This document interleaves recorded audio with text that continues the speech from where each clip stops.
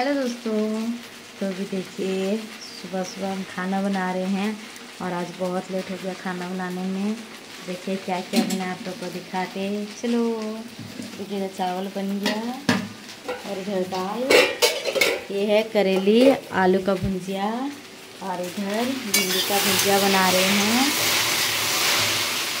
तो देखिए आज हम बहुत दिन के बाद किसी चीज़ का चटनी बनाए आप लोग को दिखाते हैं। हमको ये इसका चटनी बहुत पसंद है, बहुत टेस्टी लगता खाने में।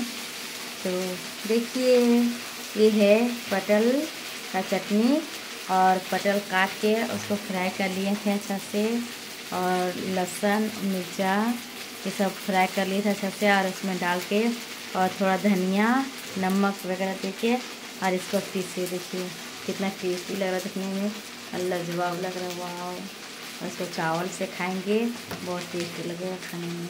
Bye bye.